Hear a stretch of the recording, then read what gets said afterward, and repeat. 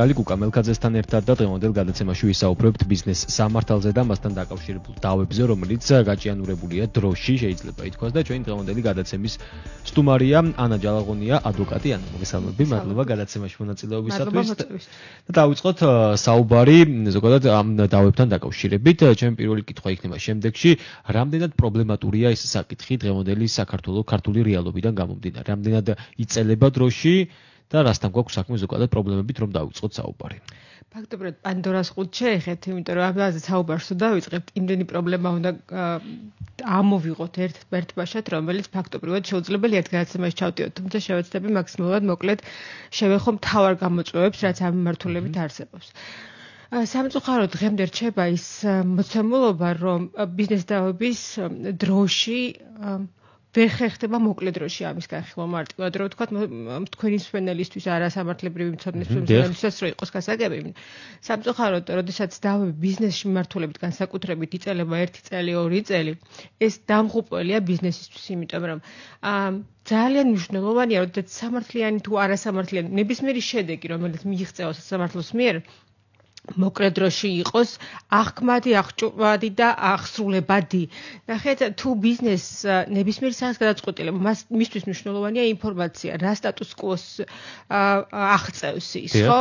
ამიტომ ის რომ ბიზნესმა თუნდაც რაღაც 2-3 წლის განმავლობაში არის ცის რა ბედი ელის იმ კონკრეტულ სარჩელს და იმ შედეგეს, რომელიც ამ სარჩელს უნდა მოყვეს, ფაქტობრივად რიგის სხვა მიმართულებითაც აქვს შეფერხება, იმიტომ რომ ეს შეიძლება იყოს აქტივთან დაკავშირებული დავა, შესაძლებელია იყოს გარკვეულ ფინანსურ სარგებლოთა შედარების მიმართებით დავა, შესაძლებელია იყოს გარკვეულ სხვა სახის რესურსთან დაკავშირებული დავა, რომელიც არსებითად მნიშვნელოვანია მისი ჩვეულებითი სამეწარმეო საქმიანობისთვის. ამიტომ კონკრეტული ბიზნეს დავის გაჭიანურება არ არის მხოლოდ იმ ბიზნესავი შედეგის ნაწილში მნიშვნელოვანი, ის მნიშვნელოვანია მისი სტანდარტული ფუნქციონირებისთვის, იმიტომ რომ მან უნდა იცოდეს სრულად რა მოცულობით რა მდგომარეობას მიიღებს ამ დავის დასრულების შემდეგ. გარდა ამისა, ის რომ ეს როგორც წესი არ მთავრდება პირველი ინსტანციის ფარგლებში, კიდევ უფრო ართულებს, იმიტომ რომ როგორც წესი შემდგომი და შემდგომი ინსტანციის დავი მხოლოდ და მხოლოდ კიდევ უფრო ჭიანურდება დროში. ანუ ჩვენ არ გვაქვს საქმე იმასთან, როცა პირველი ინსტანციის საქმე არის მხოლოდ გაჭიანურებული და შემდეგი რეაგირებები და მათ შორის გადაწყვეტილებები მიიღება გაცილებით მარტივ დროში. სამწუხაროდ ესე არ არის, პირიქით. მეცაც გეტყვით, მეორე და მესამე ინსტანცია ფაქტობრივად ორმაგდება დროში მისი განხილვის და შედეგი. იძლება წლობით, ხო, ალბათ ეს. ფაქტობრივად გამოდის, რომ დავა, რომელიც გარკვეულ წლის ბიზნესთვის მნიშვნელოვანი აქტივის ბედს წყვეტს, ბიზნეს 2, 3, 4 წელი მომლოდინე რეჟიმში ამყოფეს. რაც ჩათვალეთ, რომ დღევანდელი გამოწვევების ფარგლებზე, როცა ბიზნეს დღეს საქართველოში და არა მარტო საქართველოში ძალიან ბევრი გამოწვევები აქვს. ამ გამოწვევების ფონზე, როდესაც ბიზნესმა 2, 3, 4 წლის განმავლობაში არ იცის რა შედეგი დასრულდება მისი დავა და რამდენად აისახება ის მის სტანდარტულ საქმიანობაზე, დამღუპველიც კი არის, შეიძლება ითქვას, იმიტომ რომ ეს კიდევ ხას გაუსვამ, ეს არ არის მხოლოდ ერთი დავის საკითხი, ეს არის იმ დავის მიღებული შედეგების გავლენა მერე მის ბიზნეს საქმიანობაზე, ხო? სწორედ ამიტომ ჩვენ როცა საუბრობთ იმ პირებთან, ვინც კონსულტაციაზე მოდიან ამ ნაწილში, ყოველთვის უწევთ რეკომენდაციას მედიაციას და აქვე მინდა ძალიან დეტალურად აუხსნა მსმენელს, რატომ არის ეგ არის ალტერნატიული ვარიანტი. ნახეთ, დღევანდელი მოცემულობით სამართალი იძლევა რიგ ალტერნატივებს. მათ შორის ერთ-ერთი არის მედიაციის ნაწილი. ანუ ჩვენ ვამბობთ, რომ ბიზნესისთვის განსაკუთრებით დრო არის მთავარი რესურსი. გარდა იმისა, რომ შესაძლებელია უფრო მარტივად მიიღო გადაწყვეტილება, იმიტომ რომ მხარეები არიან ჩართული პროცესში. აქ არ არის მესამე პირი, მოსამართლე არ იღებს გადაწყვეტილებას. ძალიან ხშირად მხარეებს აქვთ ხოლმე კითხვები კომპეტენციასთან დაკავშირებით, რომ რამდენად არის კონკრეტულ მიმართულებით სპეციალიზირებული ის მოსამართლე, იმიტომ რომ მოსამართლის სამართლებრივი კომპეტენცია ყოველთვის არ ნიშნავს იმას, რომ მას აქვს გარკვეული ფინანსური ტიპის დავების განხილვის სრული კომპეტენცია, იმიტომ რომ მანდ არის ისეთი ნიუანსები, როდესაც მოსამართლე უნდა იყოს სფეროს სპეციალისტი სპეციალისტი მაქსიმალურად ჩახედული იმ მიმართულებით, რომ აღიქვას დავის სირთულე და მისი სპეციფიკა. ამიტომ ხშირად მხარეები ამბობენ, ხოლმე რამდენად შეძლებს მოსამართლეს სრულად ჩაწვდეს იმ დავის არსს, რომელიც მათ მიაქვს სასამართლოში. სწორედ ამიტომ კიდევ განსაკუთრებით მნიშვნელოვანია მედიაცია, იმიტომ რომ აქ არ წყვიტავს მედიატორი არაფერს, აქ მხარეებს ეხმარება ეფექტური კომუნიკაციის ფარგლებში, რომ თვითონ განსაზღვრონ დავის საკითხი, განიხილონ ჩაწვდენ ჭეშმარიტ ინტერესებს, ჩაწვდენ გადაწყვეტილების ფართო სპექტრს და კიდევ ერთი პლუსი, რაც მინდა განსაკუთრებით ხაზი გაუსვა, ეს არის, რომ თუ სასამართლოში მაგალითისთვის ვთქვათ, მხარეები შეზღუდული არიან იმ სასარჩელო მოთხოვნების ფარგლებში, რომელიც წინასწარ წარადგინეს სარჩელი შეტანის დროს, აქ მედიაციის პროცესში მხარეები აბსოლუტურად არ არიან შეზღუდული, შესაძლებელია თავიდანვე ერთი სახის პრეტენზია არსებობდეს ერთმანეთის მიმართ და დავის განხილვის პროცესში, აი ამ მოლაპარაკებების პროცესში ფაქტობრივად მივიდნენ ისეთ გადაწყვეტილებამდე, რომელიც წინსწრებით თავიდანვე შეუძლებელი იყო პროგნოზირებადი გამხდარიყო. ამიტომ ის რომ ეს არის დროში გაცილებით მალე მიღებული შედეგი, თან რაც განსაკუთრებით მნიშვნელოვანია, მე პირველ ნაწილში აღვნიშნე, რომ პირველი ინსტანციის შემდეგ დავას მოყვება გასაჩივრება, როგორც წესი შემდეგ ინსტანციებში მედიაციის მიღებული გადაწყვეტილება როგორც წესი აღარ საჩივრდება. იმიტომ რომ რამდენად ჩაგეკითხები, რამდენად არის ეს დანერგილი საქართველოს ეს მედიაციის პრაქტიკა? სხვათა შორის ძალიან კარგი კითხვა და მადლობა ამისთვის. საქართველოს მედიატორთა ასოციაცია უკვე რამოდენიმე წელია ინტენსიურად ახორციელებს როგორც ინფორმაციის მიწოდებას აი ამ მიმართულებით, იმიტომ რომ ჩვენთან შედარებით ახალი ინსტიტუტია მედიაცია. აქ მნიშვნელოვანია რომ მიიღწა საკმაოდ კარგი შედეგი, რომ ჩვენ გვყავს კვალიფიციური მედიატორები, რომლებიც აწარმოებენ როგორც სასამართლო, ისე არასასამართლო მედიაციას. და მათი ხარისხი და მათი კომპეტენცია ყოველდღიურად უმჯობესდება, იმიტომ რომ მედიატორთა ასოციაცია ამაზე ზრუნავს. მაგრამ გარდა ამისა, აქ პრობლემა არის იმაში, რომ მხარეებს არ აქვთ ინფორმაცია იმის შესახებ, ასეთი ინსტიტუცია რამდენად იძლევა შესაძლებლობებს. იგივე პრობლემა ხდება, როდესაც მხარეებმა არ იციან იგივე გადახდის უნარობის მიმართულების კანონმდებლობის პლუსებს, ხო? აი, რომ დავამთავრო ჯერ სანამ გადავალ შემდეგი სიახლის, ასე რომ ვთქვათ, მნიშვნელობაზე, მედიაციის მთავარი რა არის? დრო, ანუ მაგალითისთვის ვთქვათ, თუ სტანდარტული დავის ფარგლებში შეიძლება 4, 5, 6 წელი გაიზარდოს დავა, მედიაციის ფარგლებში შესაძლებელია, 1 წლამდე მაქსიმუმ, როგორც წესი სრულდება ხოლმე თვენახევარ 2 თვეში ეს დავის განხილვის პროცესი, თუ მედიაციის დროს, თუმცა გავითვალისწინოთ მაქსიმუმი, ხო? თვენახევარი 2 თვე, თან რა არის მნიშვნელოვანი? არცერთ თავდება, საბოლოო შედეგს იღებს, ხო, მხარე? გარდა ამისა, ის იღებს უკვე შესაძლებლობას გასჭრიტოს მომავალ საქმიანობა. წარმოვიდგინეთ, რომ მან უკვე მიიღო შედეგი და ამ შედეგიდან თან ნახეთ, შეთანხმებით მიღწეული შედეგი ყოველთვის გულისხმობს, რომ მისი ინტერესით გათვალისწინებულია, ხო? აქ არ არის საუბარი, რომ მან მიიღო სრულად ნეგატიური კონტექსტში მიღებული გადაწყვეტილება. მან რახან შეთანხმებით შედგა, მისი ინტერესებიც იქნა გათვალისწინებული, მხარეებმა თანხვედრაში მოიყვანეს თავიანთი ინტერესები და ურთიერთსარგებლიანი გადაწყვეტილება მიიღეს. თუ ეს გადაწყვეტილება მივიღეთ, ან მივიღე მალევე, ფაქტობრივად ნიშნავს, რომ არა მარტო ამ კონკრეტულ დავასთან დაკავშირებით მე მაქვს კაფიო სურათი, რა რესურსი მივიღე და რა რესურსი უნდა გავსცე, გარდა ამისა მე მაქვს კაფიო სურათი და სრულად აღვიქვამ იმ რესურსებს, რა მაქვს დანარჩენი ჩემი ჩვეულებითი საქმიანობის წარმოებისთვის, იმიტომ რომ მე ზუსტად ვიცი 2 თვეში გარდა 4 წლისა, რომ მე ეს შევინარჩუნე, რაღაცა დავთმე და აი ამ რესურსის ფარგლებში შეგვიძლია გამოსცეს საომავლო განვითარების სტრატეგია, საომავლო პროექტები. დრო მოიგო მარტივად, ხო? დრო მოიგო და ვიცოდე რა რესურსებს ფლობ, იმიტომ რომ ელემენტარული თუნდაც ბიზნეს გეგმის გაწერისთვის მნიშვნელოვანია მხარემ ზუსტად და მკაფიოდ იცოდეს რა რესურსების მატარებელია. გარდა ამისა, როდესაც მომლოდინე რეჟიმშია კომპანია და მუდმივად ჩართული დავის პროცესშია, ეს ასევე უშლის მას ხელს სხვა პროექტებში ჩართოს, განავითაროს, მოიწვიოს ინვესტიციები, ჩაერთოს სხვადასხვა პროექტებში, იმიტომ რომ მისთვის უცნობია რესურსი უნდა გაიღოს იმისათვის, რომ დავუშვათ თუნდაც ის სადაო საკითხი ნიველირება მოახდინოს, ხო? ამიტომ მედიაცია აძლევს საშუალებას, რომ არა მარტო ერთი кейსი ხაზს უსვამ, არამედ მისი საქმიანობის გასჭრიდადობა გახადოს მკაფიო. და ამიტომ გარდა იმისა, რომ აქ ვთქვით, რომ დრო, თანხები და შესაძლებლობები, რომლებიც უბრალოდ დაიკარგება წლების განმავლობაში, მხარე ამას იღებს და მხარე ამას ინარჩუნებს, რაც ძალიან მნიშვნელოვანია. გარდა ამისა, ის არის, რომ როგორც უკვე აღნიშნე, მედიაცია იძლევა შესაძლებლობას შენარჩუნდეს ის სამართლი, ის საქმიანი ურთიერთობები, რომელიც გახდა სადაო. გვესმის, რომ საქართველოს პატარა ქვეყანა და ძალიან მცირე არის, მიუხედავად იმისა, რომ შეიძლება ერთი ნახვით საკმაოდ ბევრი ბიზნეს ობიექტი გქონდეს საქართველოში, ხო?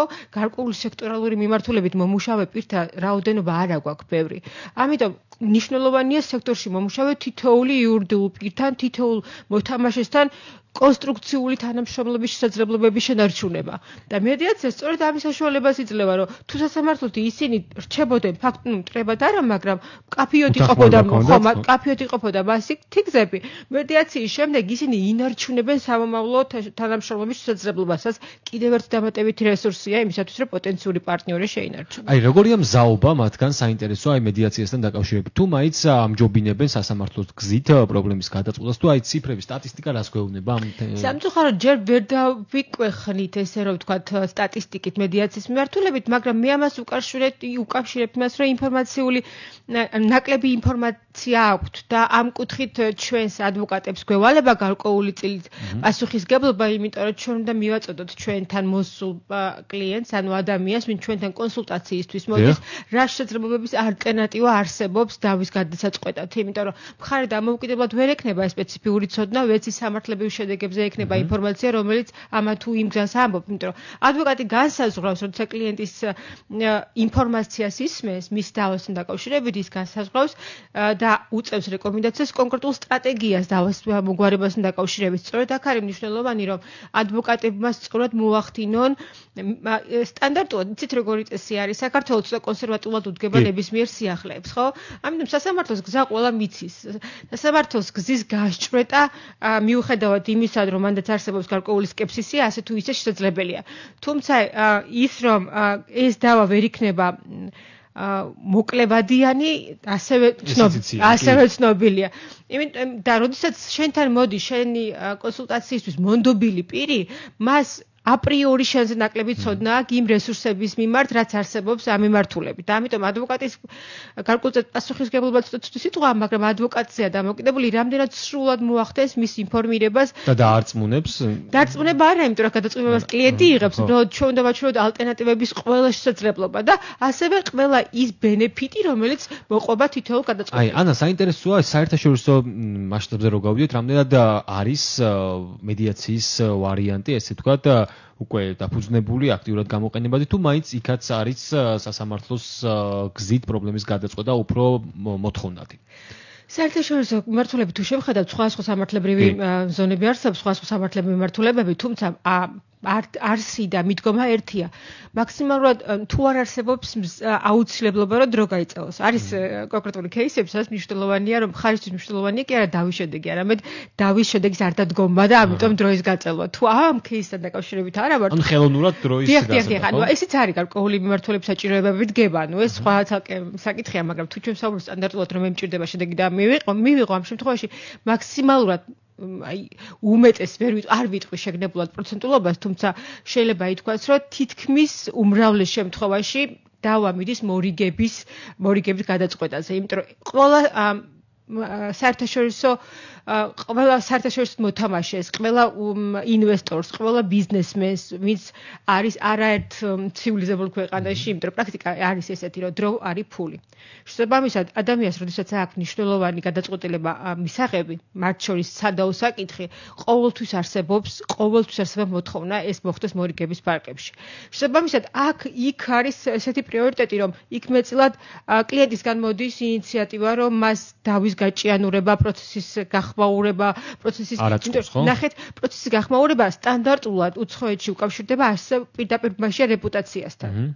ამიტომ რეპუტაციულადაც არ აწყობს, გარდა რომ ფინანსურად არ აწყობს. ჩვენთან პირიქით არის, ხო? ამ შემთხვევაში. ჩვენთან რეპუტაცია ნაკლებად არის დღის წესრიგში, იმიტომ რომ როგორც წესი არ ხდება ისეთი მიდგომა, რაც საზოგადოებისგან, არც მედიის მხრიდან, ბიზნეს დავები თუ რაიმე განხმაურებულს кейსს არ უკავშირდება, არ შუქდება ხოლმე ისე აქტიურად და უცხოეთში თუ არის მსხვილ კორპორაციებზე განსაკუთრებით საუბარი, აი კლიენტთან ურთიერთობის დროსაც არსებული ხარვეზები მისთვის რეპუტაციულად მნიშვნელოვანია, იმიტომ რომ რამდენად სწორად იქცევა რამდენი სწორი პოლიტიკა აქვს კონკრეტულ კომპანიას კლიენტთან ურთიერთობის დაწესში, რამდენი სწორი პოლიტიკა აქვს თანამშრომელთან ურთიერთობაში. ეს მისი რეპუტაციული მდგენელია. ეს რეპუტაცია ფაქტობრივად აპრიორი ქმნის მის შესაძლებლობებს, იმიტომ რომ უკავშირდება პირდაპირ პარტნიორების მოზიდვის ნაწილს, უკავშირდება პირდაპირ ინვესტიციებს, უკავშირდება პირდაპირ მის გავლენებს, ასე რომ ვთქვათ, მსხვილი მოთამაშის ნაწილში და ამიტომ იქ არ არის მარტო ფინანსები, იქ არ არის მარტო დრო, იქ რეპუტაციაც არის ეს საკითხი. სახელი ესე ვთქვათ. ნელ-ნელა საქართველოშიც არის ეს საკითხი, დღეს წესრიგშიც მოდის შენთან ბიზნეს სუბიექტი, მას არის შემთხვევები, როცა ის ასევე აყენებს დღეს წესრიგში მის რეპუტაციას, თუმცა უფრო მეტწილად დღეს აქ აქცენტი კეთდება ფინანსურ და დროით ნაწილზე. აი მოდი სასამართლო დავებს რო დაუბრუნდეთ, ისევ როგორც ვიცი და ცნობილია, საკმაოდ ბევრი დავა არის, მიმდინარეობს დღესაც, ხო და ეს გაწერილია დროში და რა არის ამის მთავარი მიზეზი, რომ ამდენი დავა დააგროვდა და ვერ ხერხდება გადაწყვეტილების მიღება. ეს არის რასთან გვაქვს საქმე, ზედმეტად ბევრი დავებია თუ კომპეტენცია მოსამართლეების არ არის საკმარისი? შევეცდები ვიყო ობიექტური, მიუხედავად იმისა, რომ როგორც ადვოკატს და ფაქტობრივად მხარის წარმომადგენელი შესაძლებელია მქონდეს ჩემი სუბიექტური აღქმა რაღაც გარკვეული პროცედურების თუ ფორმის, ობიექტურად რომ ვიმსჯელოთ, რეალურად მართლა დიდია საქმეთა ნაკადი, რომელიც ამ მმართველობით არის. გარდა ამისა, მნიშვნელოვანია გაიზარდოს იმ მოსამართლეთა რაოდენობა, რომელიც ბიზნეს დავებზე იქნებიან მომუშავეები. მე მესმის, რომ ყველა მმართველობით ესა დავების გაწელვა ხდება საქართველოში და არ არის ეს პირდაპირ ბაში იმასთან, რომ მოსამართლეს ან არ აქვს მზაობა, ან არ აქვს სურვილი განიხილოს დავები, იმიტომ რომ სამწუხაროდ საქმეთა ნაკადის რაოდენობა არის იმდენად დიდი, რომ რთულია მოხდეს ობიექტურად რთულია მოხდეს გარკვეულ დროში მათი განხილვა. გარდა ამისა, როგორც წესი, ბიზნეს დავები ყოველთვის არ არის ორ სუბიექტ შორის მიმდინარე დავა, მან არის ჩართულობა გარკვეული ექსპერტები, მოწმეები, და უშუალოდ მესამე მხარეები, რომელთა მონაწილეობა მნიშვნელოვანია, იქ ცნობების გამოთხოვა, ანუ პროცედურულადაც რთულია. ეს ყველაფერი ავტომატურად დროში იწელება, ხო? პროცედურულადაც რთულია, უცებ დამთავრდეს დავა. ამას თუ დავამატებთ იმას, რომ აი ამ პროცედურული სირთულეებთან ერთად მასში მოდის ის, რომ რაოდენობრივად დიდია მსგავსი ტიპის დავები, ობიექტურად არსებობს წინაპირობა იმისა, რომ ეს ფიზიკურად ვერ მოხერხდეს, მოკლე დროში გაკეთდება. თუმცა მესმის, რომ არის გარკვეული არ მინდა გავაჟღერო ის მოსაზრებები, რომელიც სკეპსის უკავშირდება და რომელიც ისეთ სუბიექტურ აღქმას უკავშირდება ამის ნაწილში, იმიტომ რომ მინდა მჯეროდეს, რომ დღევანდელი სასამართლო სისტემა მაქსიმალურად თითქოს მოწადინებულია იმისა, რომ გაუმკლავდეს იმ ნაკადს და არანაირი მსვლელობა, გადაწყვეტილება ან უქმედობა თუ უმოქმედობა არ უკავშირდება დავის შეგნებულად გაწევლას. თუმცა კიდევ ერთხელ ობიექტურად ძალიან დიდია ნაკადი, ძალიან ცოტა რაოდენობა მოსამართლეებისა, რომელსაც უწევთ ამაზე გამკლავებას. შესაბამისად, ახლა როდესაც თვეში 700 ზოგ 1000 საქმეც აქვს.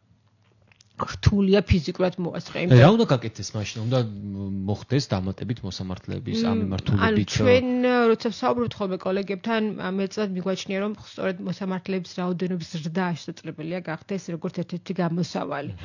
და ამავე დროს კიდევ ხალხს გაუსვა მედიაციის როლის გაზრდა, მედიაციის რაოდენობის გაზრდა. ანუ ისე მედიაციასთან მივიდეთ. ნახეთ, ჩვენ სამწუხაროდ ახლა დღევანდელი კანონმდებლობით მხოლოდ შეზღუდული რაოდენობა საქმეების და ასე ვთქვათ, შეზღუდული რაოდენობა მუხლების, რომელსაც დაკავშირებით მიმდინარეობს დავა, გადაეცემა სავალდებულო მედიაციას. სხვა შემთხვევაში მნიშვნელოვანია მხარეთა ნებაყოფლობით წასვლა მედიაციაში. შესაბამისად, სანამ არ არსებობს სრული ინფორმაციული მზაობა, სწორად ინფორმირებული გადაწყვეტილება მიიღო მედიაციაში მიდიხარ თუ სასამართლოში, ალბათ იქნებოდა მნიშვნელოვანი, რომ გარკვეულ საქმეებთან მოსამართლეებს მიესცეთ ბიზნეს დავებს გულისხმობ შემთხვევაში და არა სხვა სახის, სადაც არსებობს მსგავსი ფორმულა, ბიზნეს დავების ფარგლებში მოსამართლეებს მიესცეთ მეტი შესაძლებლობა, რომ თავად გადაწყვიტონ დისკრეციის ფარგლებში, რომ დავა წავიდეს მედიაციისკენ, იმიტომ რომ თუ ხედავს პოტენციალს მოსამართლე, მას არ უნდა სჭირდებოდეს დამატებით მხარეების თანხმობა, იმიტომ რომ ყოველს გვესმის, რომ კონფლიქტში ყოფილი მხარეები რთული მედიაციამდე მისვლა უკვე შეთანხმება არის, ხო ხდებით და ძალიან რთულია პირველი შეთანხმების მიღწევა, როდესაც უკვე მხარეებს, იმიტომ რომ მეწუნე სასამართლომდე მოსვლამდე მათ უკვე ძალიან ბევრი აქვთ ერთმანეთთან ნასაუბრები და არა მარტო საქმესთან დაკავშირებით საკმაოდ ნეგატიური კონტექსტი უდევს ამას. ამიტომ შეთანხმება მოდი შევთანხმდეთ ძალიან რთულად მიღწევადი არის საწყის ეტაპზე და აქ თუ მიეცემა შესაძლებლობა მოსამართლეს რომ როდესაც ხედავს საქმის მიზნებიდან გამომდინარე და ობიექტური მიზნებიდან ხართა ჭეშმარიტ ინტერესებიდან გამომდინარე რომ ურთიერთსარგებლიანი გადაწყვეტილების მიღება აქ შესაძლებელია მედიაციის ფარგლებში განხორციელდეს, მას უნდა ქონდეს დისკრეცია რომ თავად მხარეთან ემაყოფლობითი ჩართულობის გარეშე გადასცეს მედიაციას. მესმის რომ მედიაციის პრინციპებს ეწინააღმდეგება გარკვეულწილად, როდესაც სავალდებულო ხდება მედიაცია, თუმცა მოიძებნოს უნდა კონსენსუსი, იმიტომ რომ როგორც ერთხელ თქვი, მხარეები, რომლებიც უკვე არიან კონფლიქტში ბიზნეს თავის ფარგლებში თან მეწუნეთ, ეს არ არის სამეზობლოდავა, იმიტომ რომ ბიზნეს თავის ფარგლებში ორივე მხარე დარწმუნებულია საკუთარ აბსოლუტურ ისტორიაში. კი, როგორც ხდება. ორივე მხარე დარწმუნებულია საკუთარ დომინანტობაში ამ პოზიციაზე. და შესაბამისად, ან ადვოკატის მაღალი ჩართულობა მნიშვნელოვანი რომ დაანახოს, იმიტომ რომ ქართული რეალობა რა არის, როცა თავისუფლ მედიაციას მხარი გეუბნება, რატომ ეწავაგებ, რატომ მე მტყუანი ვარ, ანუ აქ მნიშვნელოვანი განვგანო, რომ მედიაცია არ ნიშნავს, რომ შენ წაგებისკენ გაქვს საქმე და იმიტომ მიდიხარ მედიაციას. ამაღლებას მივიდეთ. დიახ, აი მნიშვნელოვანია რომ ადვოკატმა განომარტოს ანუ იცით რა არის აქ ადვოკატიც ფრთხილობს, იმიტომ რომ კლიენტის მხრიდან სანდოობის ნაწილში ხდება პრობლემა, იმიტომ რომ შენ რატომ თავაზობ მე მედიაციას და უშუალოდ მეორე მითხრა რომ ასე თქმა უნდა გავანადგურებთ ჩვენ მოვიგებთ სასამართლოს გზით ხო? სასამართლოს გზით, ანუ ნახეთ ის რომ მისი ემოციურ ფორმაზე ხდება ცეცხლ ნავთის და სხვა ისე რომ ვთქვათ რა, ცოტა რომ გავაკეთოთ ინტერპრეტაცია, მას სჭირდება ეს ემოციური მუხტის მიღება, რომ სხვა აძლევს რომ მოდი ვიომოთ და მოვიგებთ. და ამ დროს მის ემოციურ მოცემულობაზე უფრო მნიშვნელოვანია რა შედეგობრივ ნაწილს მიიღებს ამისგან, იმიტომ რომ შესაძლებელია ომით გაცილებით ნაკლები მიიღოს, ვიდრე შეეძლო აი ამ მედიაციის პროცესში ჩართვით და ორივე მხარის მნიშვნელოვანია იმის განმარტება, რომ მედიაციას რომელიმე მხარის სისუსტეს არ ნიშნავს. ეს პირიქით სიძლიერია, შეეცადო, შეინარჩუნო საქმიანი ურთიერთობა და ნახო ურთიერთსარგებლიანი შედეგი. აი დროთა განმავლობაში არის თუ არა ამ მხრივ ჩვენ ვისაუბრეთ ნაწილობრივ ამ მხრივ პროგრესი რაოდენობრივად მედიაციასთან მიმართებაში თუ აი ხდება იმ მოდავეების დარწმუნება იმაში რომ მედიაცია არის უფრო მეტად სასარგებლო მათთვის პირველ რიგში თუ ტკეპნით ერთ ადგილს და მათი ცნობიერების ამაღლების მიმართულებით პროგრესი არ გვაქვს. ამ კუთხით მაქვს საკმაოდ პოზიტიური აღქმა, იმიტომ რომ ნახეთ რა აჩვენებს იმას, რომ არსებობს მოთხოვნა, აჩვენებს რამდენად არის ზრდადი როგორც მედიატორთა, ასე მედიატორთა მიერ განხილული საქმეების რაოდენობა, ხო? მე მახარებს ის რომ საბედნიეროდ იზრდება მედიატორთა რაოდენობა მუდმივად. და შესაბამისად აქვე კიდევ რა არის მნიშვნელოვანი, ჩვენ გვაქვს სტატისტიკით იმის შემოწმების საშუალება რამდენი სამედიაციო პროცესი განიხილა სასამართლომ. თუმცა არ არსებობს ერთიანი სტატისტიკა იმაზე, რამდენი არასასამართლო სამედიაციო პროცესი იქნა წარმოებული, იმიტომ რომ მედიაცია შეიძლება ჩატარდეს სასამართლო პროცესში და ისე არასასამართლო პროცესის ფარგლებში. კერძო მედიაციების რაოდენობის ზრდა არის სწორედ იმის მაჩვენებელი, რომ ეს იზრდება ნდობა, იზრდება აღქმა მედიაციის უპირატესობებისა და იზრდება იმ შედეგის ხილვადობა, რომელიც მედიაციას მოაქვს. თუმცა ეს არ არის საკმარისი. ხო, რა თქმა უნდა.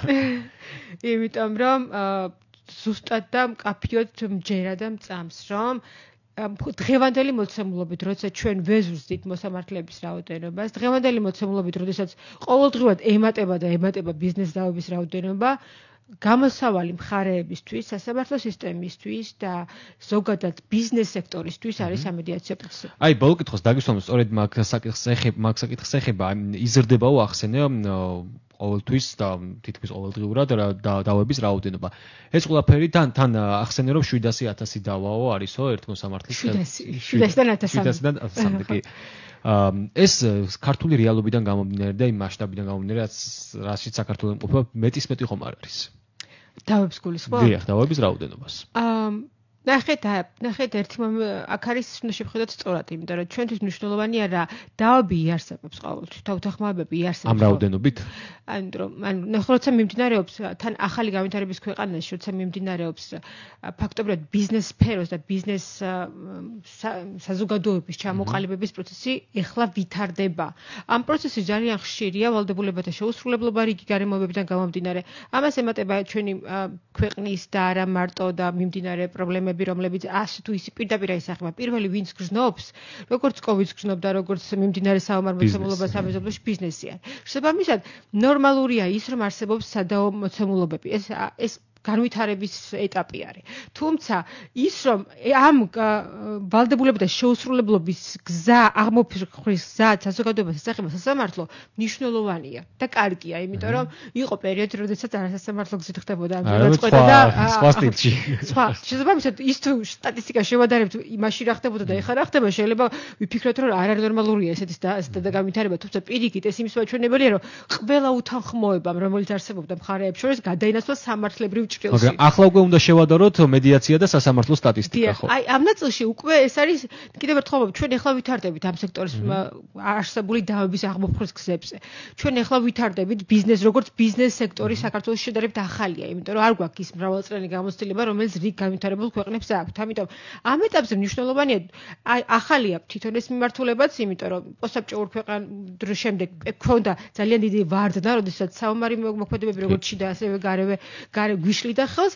აი ხა ჩვენი ბიზნეს სექტორი ახალია განვითარებაში და მე ძალიან მახარებს რომ ჩვენ უკვე 10 წლეულებია გადავიზარდეთ სასამართლო დავის ფარგლებში უთანხმოების და კანონიერად ვცდილობთ ამ პრობლემის გადაჭრას. ეხლა მნიშვნელოვანი რომ სამართლისა და დავის გადაწყვეტის ყველა ალტერნატივას მივცეთ შესაძლებლობა. აი ახლა უკვე გადავდივართ იმ ეტაპზე, როდესაც უკვე ვყოფთ იმას, რომ კი, შევთანხმდით რომ ვწყვეტავთ მხოლოდ სამართლებრივი გზით, მაგრამ ეხლა უკვე შევთანხმდით იმაზე, რომ არ არის მხოლოდ სასამართლო ამ დავის გადაწყვეტილების სამართლებრივი გზა და არსებობს სხვა გზებიც. ამიტომ აღსრულებადია, რაც მნიშვნელოვანი მედიაციის გადაწყვეტილება. ხვდები თუ დაარღვევს, ის აღსრულებადია, როგორც სასამართლო გადაწყვეტილება. ამიტომ თუ მხარეები უკვე დაიწყებენ გაფართოებას, ანუ გვაქვს წინსვლა რომ 20 წლის უკან თუ სხვანაირად წყვიტავდით, ეხლა სასამართლოდ წყვიტავთ. ეხლა უნდა გჭირდება მორიგი წინსვლა, რომ არა მარტო სასამართლო არის სამართლებრივი გზა, მივიცეთ შესაძლოა. თვითონ ინტერესი არის მოდავეებისა, რომ მედიაცია გამოიყენონ, ასე ვთქვათ, მაგრამ თავარია ალბათ სწორი მესეჯების მიტანა მათ. დიახ, ანუ თავარი აქ არის ორი გარემოება, ეს არის ადვოკატების მიერ სითამამე გადალახონის სიფრთხილე, რაც უკავშირდება კლიენტის დობის შედარჩუნებას და მეორის მხრივ ბიზნესის მზაობა ემოციურ შედეგზე უფრო მეტად არსობრივ შედეგზე გააკეთოს აქცენტი. დიდი მადლობა. მართლაც შენ საუბრის დასაწყისში აღნიშნე, რომ იმდენი პრობლემაო, ერთი გადაცემა ამას არ ეყოფაო და მართლაც გადავაჭერდით უკვე საეთერო დროს. ძალიან დიდი მადლობა და სხვა პრობლემებზეც, რომელიც ბევრი იქნება დარწმუნებული ვარ შენს მიმართულებაში. შემდგომ კვირებში კიდევ ერთხელ მოგიწევთ და გავშალთ უკვე სხვა მიმართულებები. ანა ჯალახონია, ადვოკატი, პასუხობდა გადაცემა კაპიტალის კითხვებს მეგებშვიდობებით. ორშაბათამდე, ორშაბათიდან ტრადიციულად გელოდებათ საინტერესო კვირა, სხვადასხვა რუბრიკებით დახუნძლული შეიძლება ითქვას. მადლობას მოგახსენებთ ყურადღებისათვის. ბედნიერ დღეს და რა თქმა უნდა, ბედნიერ შაბათ კვირას გისურვებთ. კარგად ბრძანდებოდეთ.